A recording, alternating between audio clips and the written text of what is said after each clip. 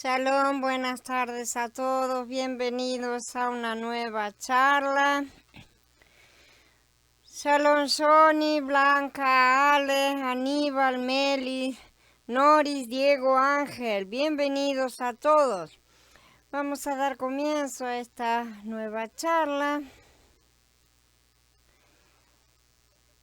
El hijo pródigo, que era hijo de Enosh, que era hijo de Set, que era hijo de Adán, que era hijo de Elohim, dice Lucas en el capítulo 3.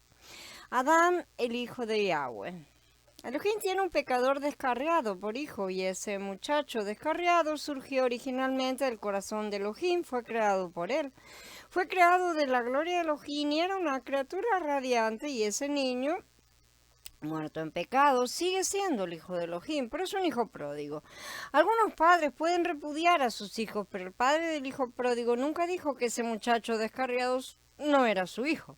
Las escrituras dicen que los tales se convierten en hijos de Hasatán, pero sin embargo Elohim todavía tiene un doble derecho sobre ellos. Son suyos por creación y son suyos por derecho de redención. Estos muertos en delitos y pecados necesitan ser salvados, convertidos y regenerados. Necesitan arrepentirse y volver a casa, pero cuando lo hacen, el padre afligido se alegra y dice: porque mi hijo, estaba muerto y ha vuelto a la vida. Estaba perdido y ha sido hallado. Elohim es un padre afligido. También trae dolor a nuestro corazón pensar que nuestro Elohim y Padre ha perdido a sus hijos.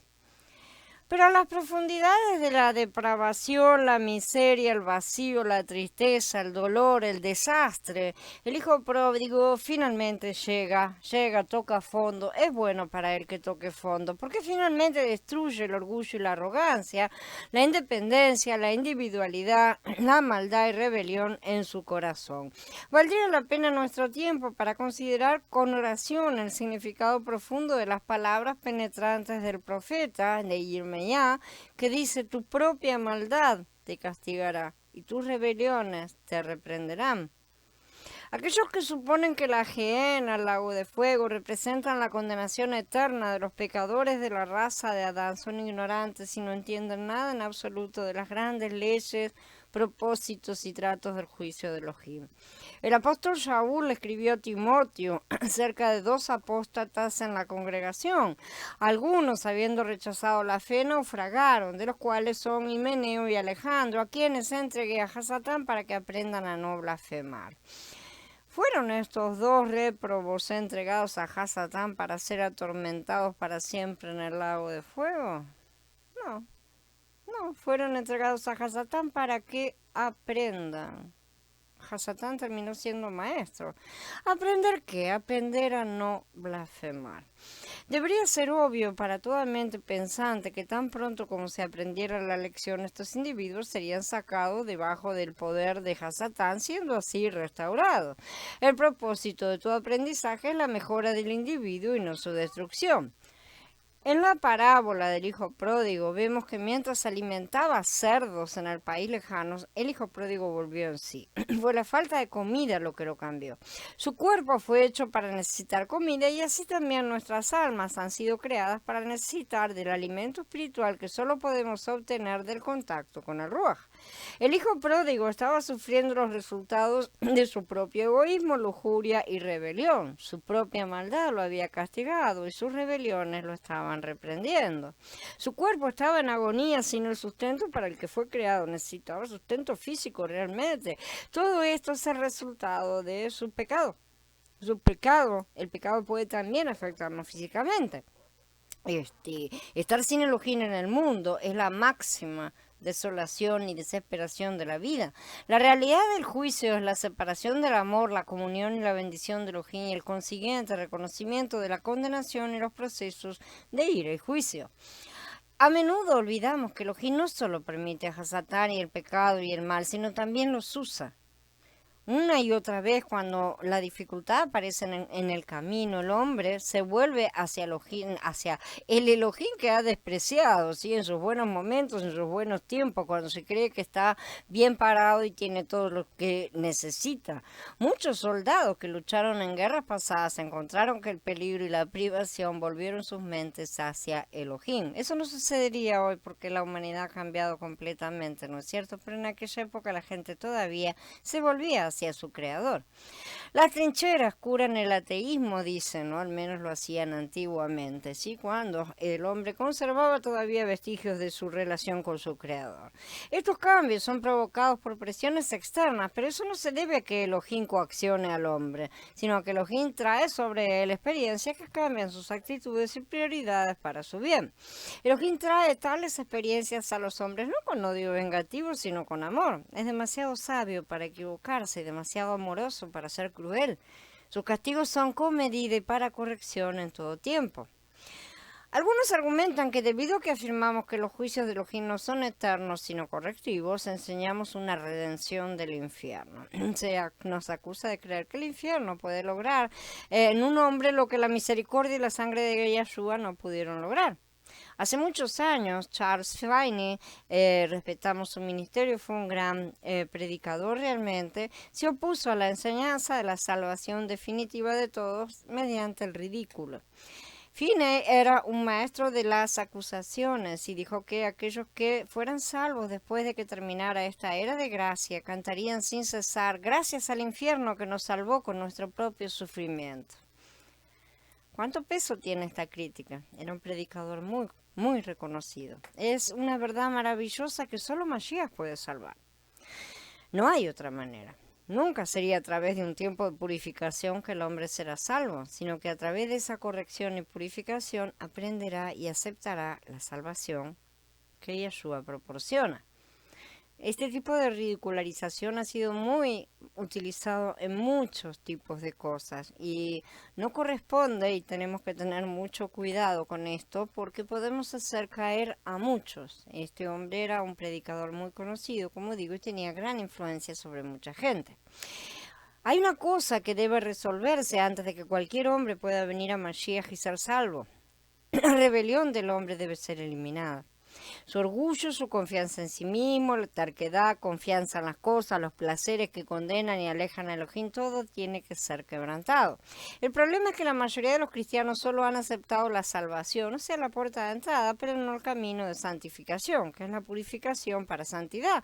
Consideran que eso es suficiente. Muchos siguen con vidas tan divididas que aunque afirmen ser creyentes, nadie podría creerles a ellos. Muchos ni siquiera se atreven a afirmarlo, a pesar de levantar el argumento de que alguna vez creyeron, pero la gran mayoría ni siquiera se cuestiona y se convencen de que sus pobres vidas llenas de sí mismos son vidas de creyentes. Y aquí es donde entra el juicio. El juicio destruye el poder de la mente carnal que ciega, que es enemistad contra Elohim, pero el juicio no concede redención. Nadie dice que este juicio vaya a conceder la redención, pero sí va a romper la rebelión. Rompe la obstinada voluntad del hombre, pero la redención se compró en el madero. Muchos creen que han aceptado a Yeshua como su Salvador, pero él asegura que muchos serán rechazados y serán creyentes. Entonces es hora de que los creyentes revisen su posición delante del Adón y acepten la corrección. Es un asunto pequeño para Elohim romper la resistencia de los hombres. Los hombres sin Elohim viven como animales, comen, duermen, se entretienen, trabajan, pero no están en contacto con Elohim en absoluto, no tienen lugar en sus pensamientos ni en sus vidas. Finalmente el hombre despierta. Muchos hombres se vuelven al Padre en momentos de agonía y terribles pruebas, como en la guerra, ataques, enfermedades, pérdidas de seres queridos. ¿Acaso han sido redimidos por esas probaciones? ¿Será que la salvación les ha venido por haber estado en la guerra o por haber perdido algún ser amado? Nadie dice eso, ¿verdad? Ciertamente que no. Tal vez esas situaciones los hayan impulsado a buscar al Padre, pero las situaciones nos salvan.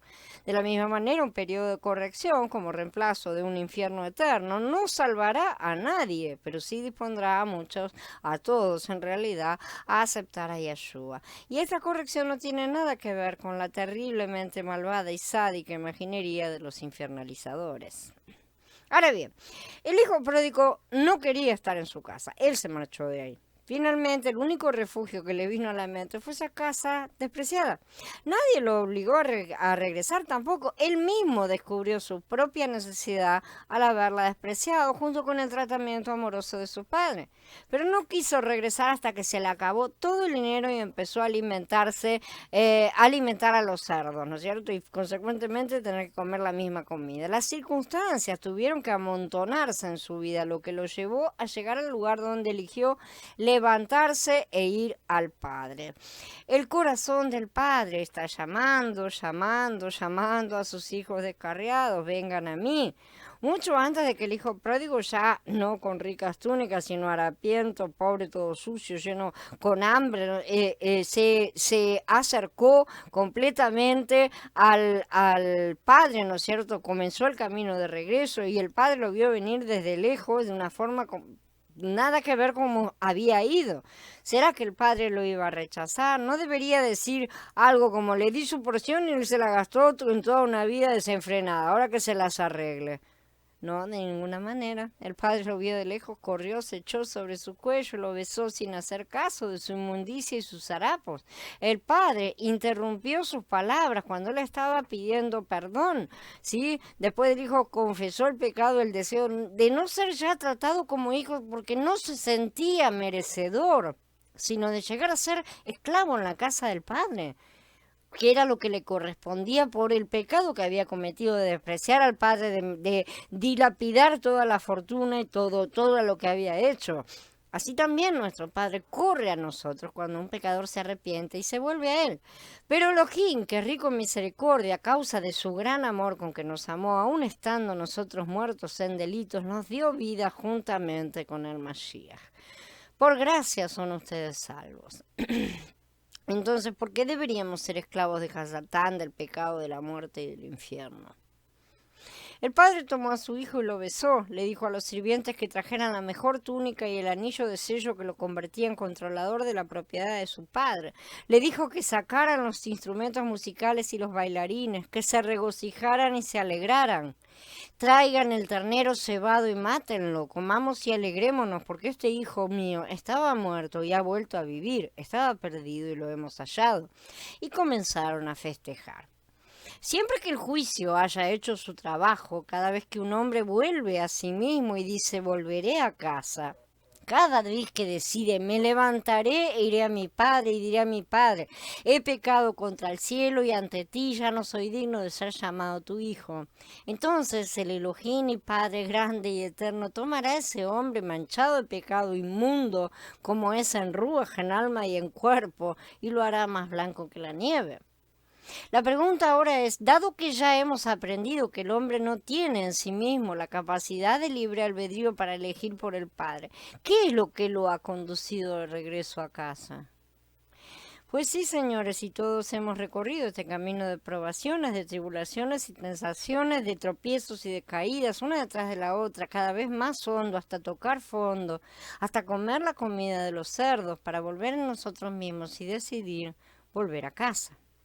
Todos los hombres son hijos pródigos, aunque muchos no lo sepan aún, y todos deberán comer mucha comida de cerdo, algunos más que otros, antes de haber sido completamente quebrantados en su orgullo e independencia, antes de estar dispuestos de volver a casa y humillarse pidiendo perdón. Shalom, Gaby, Claudio, bienvenidos. Yahweh gana nuestra atención. A veces Elohim tiene que obtener nuestra atención. Para hacer eso elige usar eventos que son instrumentos de su juicio. Elohim le dijo a Moshe que la razón de su juicio sobre los egipcios era para hacerles saber que él es Elohim. Todo lo que Elohim hace nos muestra algo acerca de quién es él, pero en este caso de juicio, él expresó particularmente que su intención era mostrarse a los egipcios. Y tuvo éxito en esto porque en el capítulo 8 del Shemot, Moshe registra que los magos le dijeron a Faraón, esto es el dedo de Elohim. Nuestro Elohim ha predicho la era bendita cuando Él será todo en todo. ¿Cómo puede Elohim ser todo en todo? ¿No hay algunas criaturas y hombres demasiado insensibles y hostiles para someterse a su omnipotencia? Ahora, que cada uno de ustedes que escuchan o leen esto y que lo han aceptado realmente a Él como su todo, se levante y dé su testimonio. El que ha quebrantado mi obstinada voluntad y me ha puesto en pie puede conducir a los más obstinados a sí mismos. Si me trajo a mí, puede traer a cualquier otro también. Su voluntad no es rival para la voluntad de cualquier hombre. Si en verdad él quisiera decretar la condición de todos, nada ni nadie podía impedirse, la condenación, perdón, de todos, nada ni nadie podría impedírselo. Pero como es su voluntad convertirse en todo, ¿sí? Que es una meta mucho más noble y mayor, en ese todo él se convertirá. Su ira y su indignación pueden quebrar y destruir el orgullo y la rebelión por los siglos, pero su amor perdurará sin fin y perseguirá a todos los hombres hasta que finalmente se rindan a su amor. Así, Elohim sabe cómo obtener nuestra atención. Puede conseguirlo aquí y ahora, y lo hace. Si no lo consigue aquí, los que peor se han comportado, los que más lo han rechazado, los que más culpas deben pagarse, lo recibirán en la ajena. Si no lo reciben en la ajena, lo recibirán en el lago de fuego. Muchos prestarán atención a sus palabras llenas de gracia y tiernas misericordias, si pueden. Pero si no, él tendrá su atención mediante severos juicios y una terrible ira. Pero bendito sea su nombre, él llamará nuestra atención. Pero a veces Elohim tiene que usar medios más severos. Muchos necesitan ser golpeados una y otra vez porque se obstinan en desobedecer y rechazar a Yeshua. Algunos a sabiendas y blasfemamente, pero muchos sin darse cuenta porque levantan falsas vidas de creyentes, simulacros vacíos y no perciben la rebeldía en ellos. Para estas personas es muy difícil darse cuenta que han estado viviendo equivocados y que todas sus oraciones y sus buenas conductas no pasan de basura a los ojos del Padre, quien una y otra vez les impondrá situaciones de quebrantamiento cada vez más fuertes y duras, hasta que lleguen a aborrecer su comida de cerdo. Muchos no responden al testimonio positivo de la besorá de la gracia de Elohim que otros les presentan, a veces blasfemándose y oponiéndose a sus familiares o amigos, a veces siendo indiferentes, y como ya decimos, a veces respondiendo en apariencia, en la carne, pero por lo que se necesita medidas correctivas. Y Elohim entonces extenderá su mano y pondrá en acción las fuerzas negativas, llamando así la atención de estas personas. ¿Sí? De esta manera es bueno que dejen de resistirse antes de que los golpes más duros y terribles, ¿sí? le lleguen, ¿no es cierto? Porque todo lo que aman, todo lo que se apoyen, todas las cosas que más desean y que más están tratando de proteger, les serán quitadas. Mientras no regresen a casa humillados a fin de que perciban que lo único que tienen en verdad es su Creador y Padre, porque si a Él nos da alguna cosa de buena a nosotros somos como el hijo pródigo, salimos y perdemos absolutamente todo. Nadie necesita llegar a tal punto, excepto la carne más rebelde y vacía de amor, y aún esa siempre guarda un rincón de amor para sus queridos. ¿Por qué esperar el golpe más terrible cuando podemos acercarnos a Él en su gracia amorosa? La condición humana caída es terrible realmente, pero eso no quiere decir que vayan a ser descartados.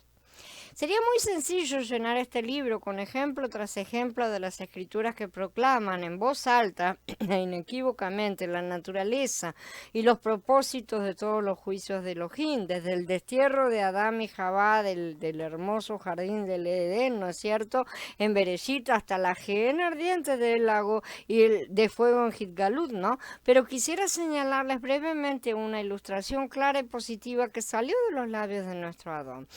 Pero si aquel siervo dice en su corazón, mi amo tarda en venir, y comienza a maltratar a los criados y a las criadas, y a comer y a beber y a emborracharse, vendrá el amo de aquel siervo el día en que menos lo espera, y a la hora en que menos se imagina, y lo castigará severamente y pondrá su parte con los incrédulos. Porque el siervo que entendió la voluntad de su amo, pero no se preparó ni hizo conforme a su voluntad, recibirá muchos azotes. Pero el que no entendió aunque hizo cosas dignas de azotes, recibirá pocos azotes, porque a todo el que se le ha dado mucho, mucho se le exigirá, y al que no se le ha encomendado mucho, se le pedirá más, dice Lucas en el capítulo 12. En esa parábola está claro que Mashiach está enseñando grados de castigos. Mashiach enseña que aquellos que han cometido cosas dignas de muchos azotes recibirán muchos, y los que eran ignorantes, con menos luz, que no conocían ni entendían la voluntad de Elohim, pero hicieron cosas dignas de azotes, recibirán solo unos pocos, recibirán menos. Aquí se exponen, en el lenguaje más sencillo, no solo los diferentes grados de castigo, sino también diferentes periodos de tiempo para el castigo. Cualquiera que sea el juicio tipificado por los azotes, lleva más tiempo infligir muchos azotes que unos pocos. Es tan simple como eso, por lo que no debería ser difícil entender que algunos hombres son castigados por un periodo de tiempo más largo que otros. La palabra de Elohim declara que el juez de toda la tierra hará lo correcto, y creo que él hará precisamente eso. A medida que nuestros hijos crecían, no teníamos un castigo único para todas sus travesuras. Cada castigo era con medida de acuerdo a la travesura que habían cometido. Adaptamos el castigo a la desobediencia, pero no le hemos otorgado el mismo privilegio a Elohim. Hemos dicho que todos deben recibir el mismo castigo común, el fuego del infierno, además, ¿no? Y que ese juicio va a durar el mismo periodo de tiempo para todos, toda la eternidad. Entonces pregunto, ¿cómo pueden algunos ser golpeados con muchos azotes y otros con pocos azotes, y todos reciben el mismo castigo de la gehenna de fuego sin fin? Qué tontos podemos ser, ¿no es cierto? Siempre es extremadamente tonto aferrarse a una doctrina que contradice claramente la palabra de Elohim, que contradice su esencia. Casi puedo sentir el enojo de unos cuantos y el feroz ataque de algunos que piensan que ahora me han atrapado, ¿no es cierto?, mis propias palabras. No es cierto, pueden decir, pero Yeshua no está hablando en esta parábola acerca de la condición de los perdidos. Él está enseñando acerca del castigo de los siervos de Yahweh desobedientes. Y tiene toda la razón. ¿Sí? Nada podría ser más claro, porque Yeshua antecede sus comentarios con estas palabras. Dice, ¿quién es por lo tanto ese mayordomo fiel y sabio, a quien su Adón hará gobernador de su casa, para que les dé su ración de carne a su debido tiempo? A quien su Adón, cuando venga, lo haya haciendo así. De cierto les digo que lo pondrá por gobernante sobre todo lo que tiene. Entonces, no tengo reparos en admitir que estas palabras se aplican a la corrección y disciplina de los siervos del Adón, ¿sí? Pero no voy a concluir como ellos hacen, que por lo tanto este castigo aplicará únicamente a creyentes, y que esto no tiene nada que ver con los incrédulos, porque el Adón mismo los desmiente cuando agrega, vendrá el amo de aquel siervo el día en que menos los espera y a la hora que menos se imagina, y lo castigará duramente, y pondrá su parte con los incrédulos. O sea que van a ser castigados junto con los incrédulos, ¿sí? El castigo de este siervo es el mismo castigo que recibe el incrédulo. Serán castigados eternamente, entonces, con muchos azotes y pocos azotes y eternamente. ¿Cómo se puede? ¿Cómo se consiguen esas cosas? ¿Sí? A este hombre se le asigna la porción con los incrédulos. El castigo, por lo tanto, de este siervo del Adón, el castigo de los incrédulos, es igual, es idéntico, la misma intensidad por el mismo lapso de tiempo, el mismo castigo, y este castigo es muchos azotes. Eso es lo que dijo el Adón. Él no dijo fuego eterno, tormento eterno, ni nada así. Dijo muchos azotes. No azotes interminables, no azotes eternos, no azotes de fuego y escorpiones, no tormento eterno bajo las manos de verdugos, sino azotes proporcionales al crimen.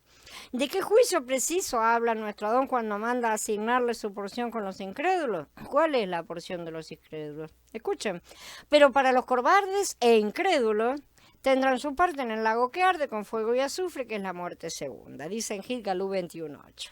La porción de los incrédulos entonces es el lago de fuego. Entonces, no solo se juzga a los incrédulos ahí, sino que también se trata a los siervos infieles de Elohim ahí.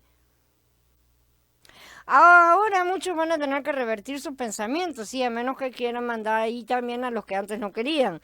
Y según las propias palabras de Yeshua, este castigo se llama muchos azotes, se muestra que es limitado en su duración, es correctivo y reparador en su naturaleza. Vamos a hablar más adelante acerca de exactamente qué es el lago de fuego y esta segunda muerte y todo lo demás.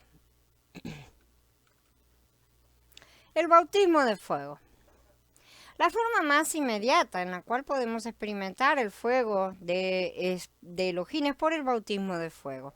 Esto no significa que tenemos que ser quemados en vida en un fuego literal. Clemente de Alejandría, un líder de la congregación primitiva de 1800 años atrás, lo describe de esta forma en Estromata 7. El fuego se considera un poder muy fuerte y benéfico que destruye lo que es ruin y vil, preservando lo que es bueno. Por eso los profetas le llamaban sabio. Nosotros creemos que el fuego que purifica no a la carne, sino a las almas pecaminosas, no es un fuego vulgar y todo devorador de la naturaleza terrenal, sino el fuego sabio, como le llamamos, el fuego que traspasa y penetra el alma, que atraviesa a través de ella.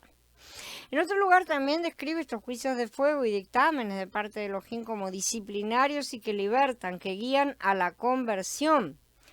¿Dónde obtuvo Clemente y otros como él esta enseñanza? La obtuvieron de la palabra de Elohim, particularmente en donde nos habla acerca del bautismo de fuego. En Malajiyá el profeta dice lo siguiente: ¿pero quién podrá soportar el día de su venida? ¿Quién se podrá sostener cuando aparezca? Porque es como el fuego del fundidor y como lejía del lavandero. Actuará como fundidor y purificador de plata, y purificará a los descendientes de Leví y los refinará como oro y plata, para que presenten ofrendas en justicia. 400 años después que Malajiyá escribiera estas palabras, en el libro de Matías, Hanan el Bautista dijo lo siguiente acerca de Yeshua: yo en verdad lo sumerjo en agua por su arrepentimiento, pero el que viene después de mí, cuyo calzado no soy digno de llevar, es más poderoso que yo. Él lo sumergirá en el Ruach HaKodesh y en fuego. Tiene su aventador en la mano y limpiará su era, recogerá su trigo en el granero y quemará la paja en el fuego inextinguible. Yeshua dijo en Lucas: yo he venido a encender un fuego en la tierra, ¿y qué más quiero si ya está encendido?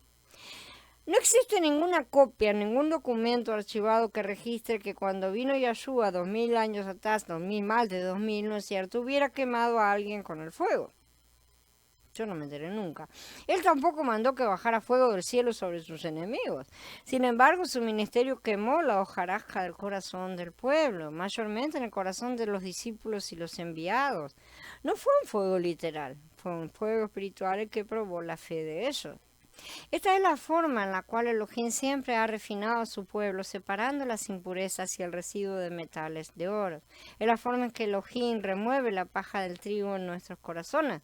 Por miles de años este es el fuego que Elohim ha utilizado para tratar con su pueblo. Él lo ha hecho así por dos razones. En primer lugar, para que lo conozcamos como Él es, ya que Él se reveló a sí mismo como fuego. Y en segundo lugar, para refinarnos e instruirnos para el servicio. Nosotros hemos nacido con corazones perversos. El oro en nuestro corazón está mezclado con impurezas que no son aparentes hasta que Yahweh se sienta como el gran refinador. Pone esos corazones en varios solventes y comienza a mover la mezcla pacientemente esperando una gran reacción. Cuando el tiempo es correcto, de repente llega un momento de crisis y el metal de menor calidad se cristaliza y llega hasta el fondo o sube a la superficie. Son las distintas formas en que se eliminan las impurezas en el oro. Entonces, una por una son tratadas esas impurezas usando diferentes soluciones y hasta que finalmente un polvo de oro fino sale de la solución listo para ser puesto en el fuego y ser formado en una masa sólida.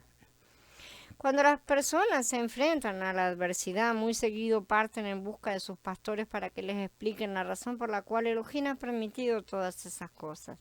La respuesta que escuchan puede ser muy diferente. De vez en cuando el pastor rápidamente trata de justificar a Elohim. No es culpa de Elohim, dice, es la culpa del diablo. Otros dicen: Elohim está muy molesto con usted, probablemente hizo algo muy terrible para merecer esto de parte de Elohim. ¿Sí? Uno de los amigos de Job creyó esto, pero estaba equivocado. Generalmente Elohim está reafirmándonos. La situación que provoca lo que erróneamente llamamos juicio o castigo de Elohim sobre nuestras vidas no es porque hayamos hecho algo malo en particular, sino porque hay algo malo que debe ser eliminado y la única forma es sacándolo a la luz para que lo veamos. Periódicamente todos pasamos por estas pruebas. La razón ciertamente es porque somos impuros por el pecado que mora dentro de nosotros. Pero Él no nos sujeta al fuego con el propósito de destruirnos, sino simplemente para purificarnos y enseñarnos la justicia. Por eso no debemos resistirnos a estas dolorosas pruebas, sino tratar de descubrir qué es lo que desea que veamos. Él es, después de todo, nuestro Padre Celestial. Él no es como los padres imperfectos y terrenales, quienes muy seguido castigan en vez de disciplinar. Y aún no es de esta manera. El juicio de Elohim brota con sanidad en sus alas, no para asarnos a muerte, sino para curar todas nuestras dolencias. Y la enfermedad más grande que tenemos es el pecado de nuestra alma. Hasta que conozcamos bien este lado de la naturaleza de Elohim, no le vamos a conocer como verdaderamente Él es. Esta es la ley espiritual. Las impurezas deben ser removidas de nuestros corazones antes de que puedan ser refinados por el bautismo de fuego y transformados en oro puro. No se irán de nuestros corazones por sí mismas. Se tienen que manifestar, cristalizar y salir a la superficie antes de que Yahshua pueda quitarlas de nuestras vidas. Esta clase de impurezas no sale automáticamente de nuestros corazones en el momento en que somos justificados. Esto es algo que se aprende como parte del proceso de la santificación. Hay una gran cantidad de impurezas como estas en nuestros corazones, pero a medida que seguimos a Yahshua a través del fuego, escuchando su voz cuando nos llama, nuestra fe comienza a crecer. Al tiempo descubrimos que aunque estamos rodeados de fuego, las llamas no nos tocan realmente. Es cierto que queman muchas cosas, pero no eran cosas que contuvieran la sustancia correcta para no arder. Avanzando con él, atravesando este desierto de pruebas de fuego, de a poco comenzamos a ver que la tremenda verdad manifestada por Shaul en Romanín 8, y sabemos que para los que aman a Elohim todas las cosas cooperan para bien, esto es, para los que son llamados conforme a su propósito, no es necesariamente algo que comprendemos después de la experiencia, sino en medio de ellas, y aún antes de entrar en el fuego a veces.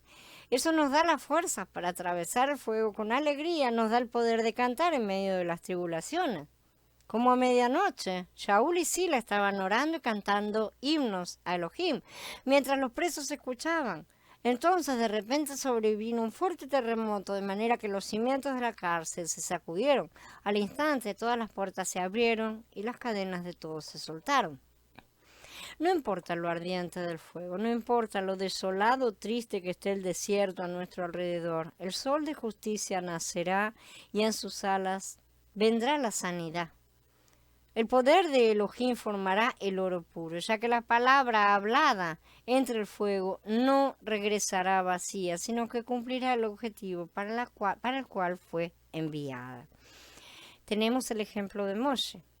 Moshe aprendió directamente cómo Elohim entrena a su pueblo. Las circunstancias lo forzaron a huir a un desierto muy cruel, en donde el sol de justicia cayó sobre él, echándolo de rodillas por el calor, el hambre, la sed en un suelo implacable, y dejó de tener todas las riquezas que había tenido y todas las comodidades.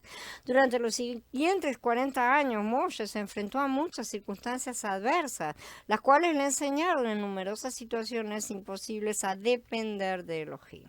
En los momentos de prueba, cuando no podía buscar a nadie más, solo tenía una manera de operar: oración. Cuando Moshe surgió saliendo de la oscuridad del desierto 40 años después, él era una persona muy diferente. Por 40 años había sido refinado por la espada de fuego que lo convirtió en un hombre capaz de formar una nación nueva y guiarlos hacia la tierra prometida. Después de 40 años de duro entrenamiento en el desierto, Elohim se le apareció a Moshe en la zarza que ardía en fuego para llamarlo al servicio. La zarza que vio ardiendo en fuego era él mismo, su propio corazón natural, un arbusto terrenal espinoso sin valor, pero en el cual ardía la presencia de Elohim. Un matorral que estaba saturado con el fuego, pero que no se consumía. Un matorral que podía morar con las llamas eternas, así como dice Yeshayá, y aún así vivir. Esto lo estudiamos en el capítulo 4 de la serie de Shemot, ¿sí? En la zarza ardiente. Después le llegó a Israel el turno de aprender la misma lección en el mismo desierto implacable en donde Moshe se había encontrado con Elohim antes. Primeramente, Yahweh los guía a una trampa a la orilla del Mar Rojo. Él puso el oro de Israel en una solución purificadora, la cual hizo salir a la luz el temor muy interno y profundo que tenían al faraón. ¿De qué otra manera se podía manifestar esa gran impureza del temor, no es cierto? ¿Cómo la podían sacar hacia afuera? Un temor que no tenía ningún valor, ¿no es cierto? Elohim hizo esto con un propósito, no para que tuviesen miedo, sino para que este temor pudiera salir a la luz y fuera eliminado de su corazón como desperdicio por la mano poderosa de Elohim, abriendo un camino a través del mar. Yahweh los llevó fortaleciéndolos a través de hambre y sed en medio del territorio enemigo. Este no fue un día de campo, sí, un día de paseo en el camino al reino. Fue un entrenamiento muy duro y eso ya lo estamos estudiando, ¿no es cierto?, en la otra serie. Pero no son los hijos consentidos, mimados y malcriados los que heredarán el reino de Elohim. Porque Yahweh disciplina al que ama y castiga a todo el que recibe como hijo. Así que no sé de qué se quejan todos los que se quejan de que Él pone la mano sobre nosotros. Si alguno desea ir por el camino más fácil y tiene envidia de los malos que parecen que lo tienen todo, tenga en cuenta que esta es la marca de identidad de un hijo legítimo. Justamente, no de un hijo verdadero Elohim. Pero si ustedes están sin la disciplina de la cual todos han sido participantes, entonces son ilegítimos y no son hijos. Sus hijos tienen un gran trabajo para llevar a cabo. Tienen que gobernar ciudades, regiones, naciones. Él les dará esas posiciones a los que son llamados. Y los que son llamados por Él son primeramente entrenados para calificar, para gobernar y reinar. Tienen que ser calificados en primer lugar. Es por eso que purifica a su pueblo. Él es el purificador de la plata y del oro. Él viene como el sol de justicia para sanarnos internamente de la contaminación del mundo. Viene como el fuego para que nuestra fe sea probada como el oro. Este es el verdadero bautismo de fuego, el cual ya fue propagado sobre esta tierra.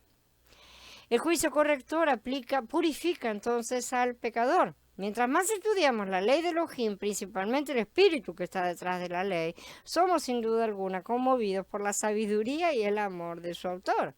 No existe el juicio sin que haya remedio. El hombre castiga, Elohim purifica. Cuando es el hombre el que juzga, exige un fallo invariable que es o muy severo o muy clemente, una de dos, se va de un extremo al otro. Cuando en 1796 comenzó el gran experimento americano de las prisiones con la primera penitenciaría en Filadelfia, el criminal supuestamente iba a ser puesto en una prisión de encierro solitario, sin tener nada que hacer, solamente leer las escrituras y orar.